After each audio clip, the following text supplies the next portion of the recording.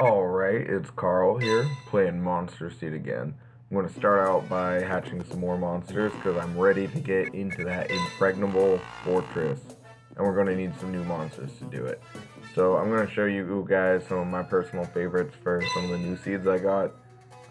Just to get some kind of generic monsters that you can kind of throw away in the beginning of the game, because, I don't know, if you're learning how to play, things might die. These guys are really good.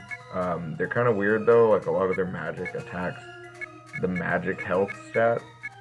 But they have a lot of status effects, like they can blind people, I think they can knock people out with just their basic attack, and then they have one magic attack that can just straight turn people into stone, which is awesome when it happens, but it never happens when you need it to. These guys, these are just good combat monsters. This one is cowardly, so I don't know how great he's going to turn out, but they are really solid for just fighting. So I'm just going to throw him. He's expendable. I'll name him XP. Okay, let's see. What do I want to do this one as?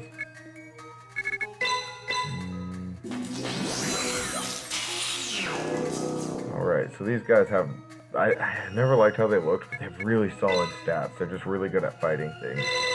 So this guy is just going to be my beater. I'm just going to want people with him, because like they always just have really good stats. And I don't know why, and I don't really like it, because I don't really like those ones, but they're really good, so I always hatch one. And then this one, if I remember right, you can get a healer from this, which I'll see if I can get. Healer one, because that'd be really nice. They're good for boss battles. Other fights, they don't really matter though, to be honest. So let's see what this does. Okay, yeah, this is a healer one.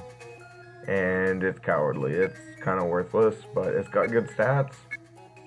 It's another monster that has good stats normally. Well, you wouldn't know it by like the one that you fight in the beginning that you can just punch once and it dies, but they usually have really good stats. That's why I like to hatch him. He's cowardly, so I don't know how good he'll do, but I'll still keep him. And it's off to the fortress.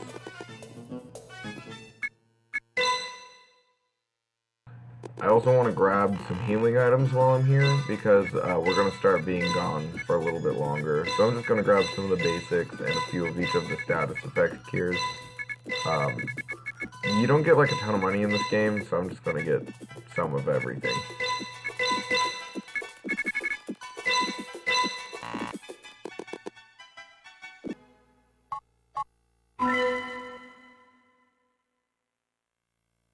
I just can't get over the fact that they call this thing an impregnable fortress, and then you just literally, you just walk right in. Like, no one's even at the front door, it's just open. Like, there's treasure chests spread throughout. Like, look, I could just steal this painting if I wanted to. Like, how do these people even still have stuff? I would imagine the little villager guys would just come in here and just take it all. Look, they got tables you could take, they got those axes. They got whatever those are. Yeah, this is the super impregnable fortress, so I'm just going to walk around and explore a little bit and steal all the stuff, because they're just literally leaving it. Look, there's stuff right here I can steal. Taking it. I do really like this screen though. A lot of what I like about this game are the 3D, the backgrounds. From what I understand, it's done a lot in a similar way to how Resident Evil was, how they like pre-drew a picture and then they drew areas on the picture that you could actually interact with. But I love this early like 3D, like PS1, just kind of gritty, polygony look to things.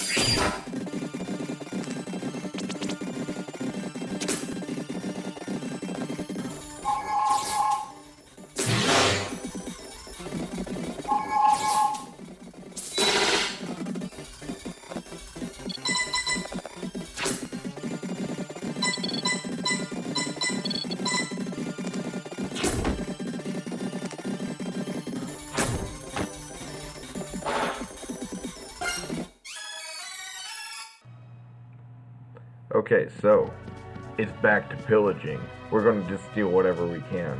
Oh, this is a trap room. If you walk into those, it pokes you for damage. I'll just, oh, yeah, there you go. That's what it looks like.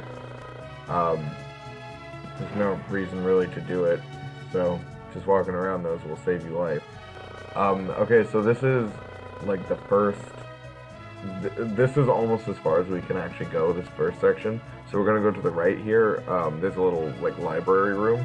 We're going to grab the book that your anime girlfriend wanted you to get her. I don't remember if it's on a particular shelf, but I always just grabbed it from like that end.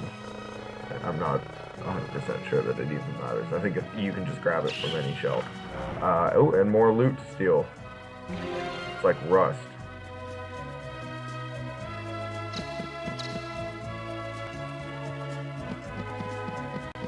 Okay, so next we're gonna go to the room on the left, and this is the game's first real like boss fight in this room. But we're not gonna do that yet. We have to go back to town. But before we do that, we're gonna loot the rest of this area. So if we go up here, there's like a circuit little area we can go through and kind of explore the castle a little bit.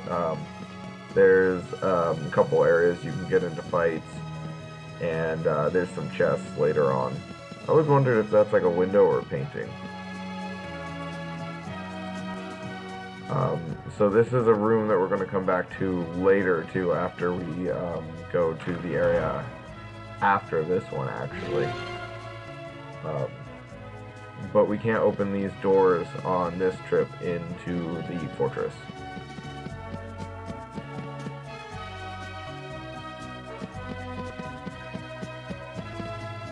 I present to you the royal trash heap.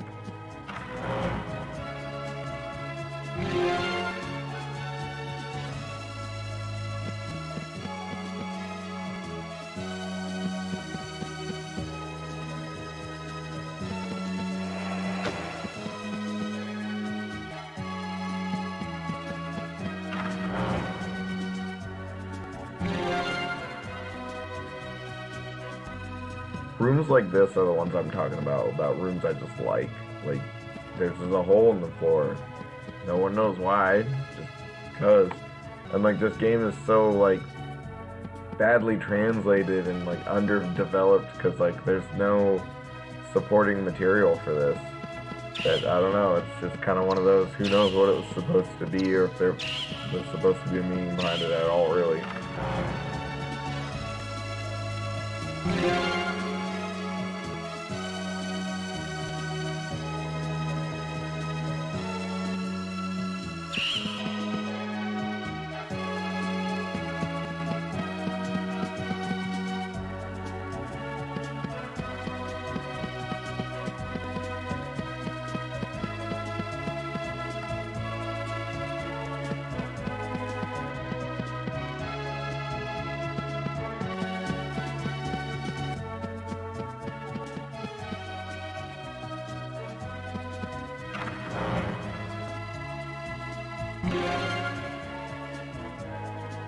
This is another room that just kind of stuck with me. It's just like a little cartography, like blueprint room or something. I don't know. I just really like the pixel art in it. It's kind of cool. It's kind of hard to see what things are, but it kind of leads to more imaginative ways of playing, I guess. I don't know.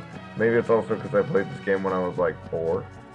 So maybe I just kind of overlooked things I didn't like about it. So anyway, we're done with this little side of this area, so we're gonna go to the other side and see what we got. Ooh, which is a battle.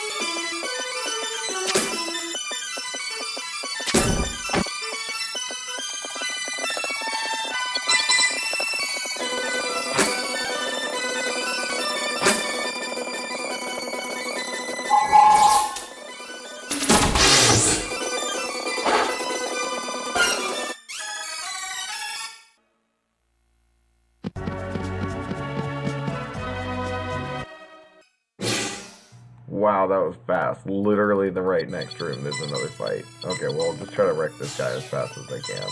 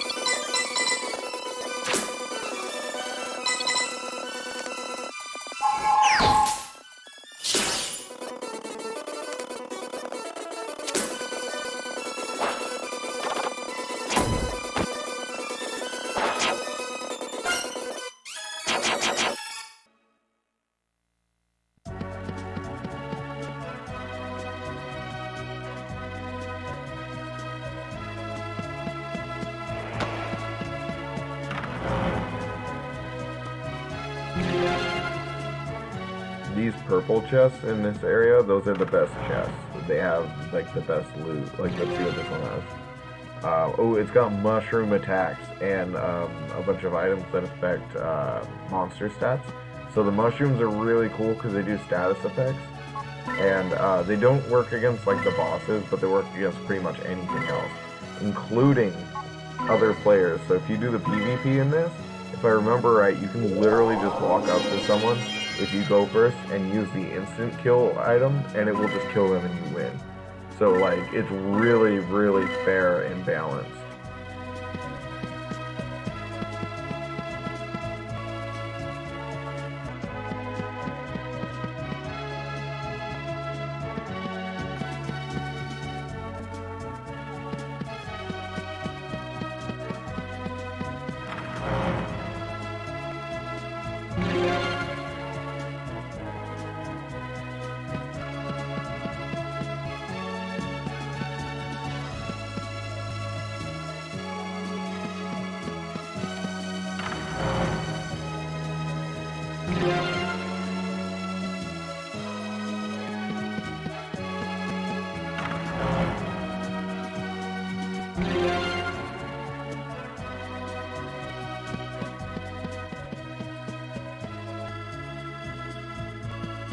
Okay, so now we've reached the end of all the explorable area we have to us right now, so we have to go back to town and take the book back to KARL.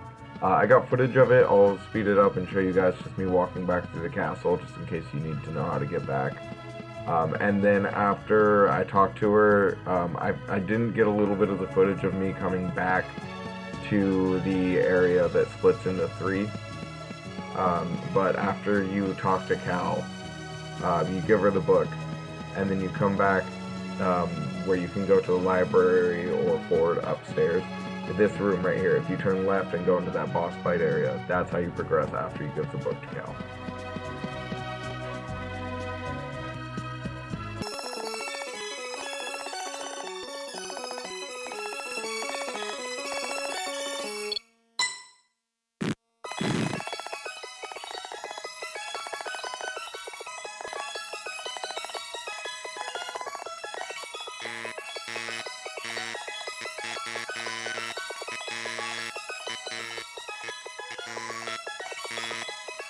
So, while you're talking to her, you say this: well, you are a girl, so I do understand. I don't know why they put that in the game. It's pretty dumb. It kind of makes me laugh.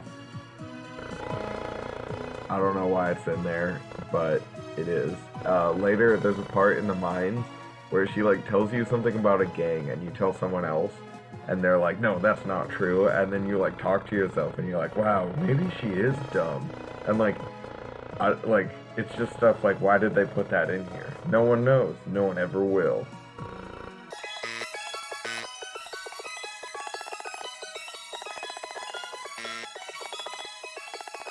Okay, so now we're gonna go back to the castle and go to that boss fight room I was talking about earlier.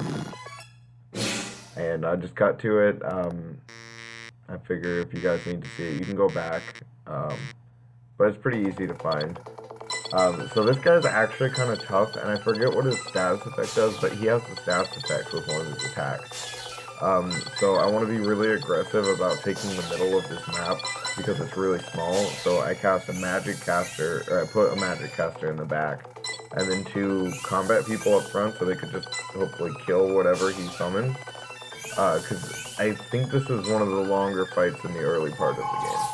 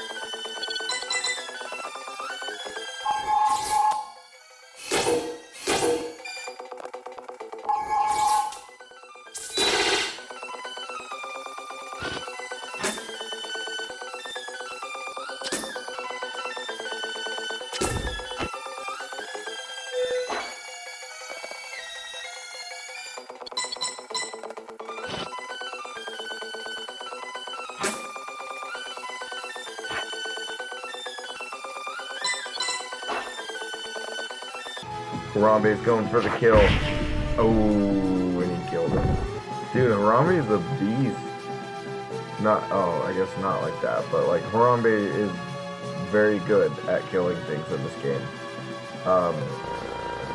So I'm gonna end the episode here. It seems like a nice spot. He gives you the key to go through this door, and that's what we're gonna do next time. But if you made it this far into the video, please leave a like. Subscribe if you want to see more. This is my second Monster Seed video. It's like the 5th video on my channel. So if you are watching it and you made this far, thank you. Congratulations. You're one of like 2, probably. And watch for the next one.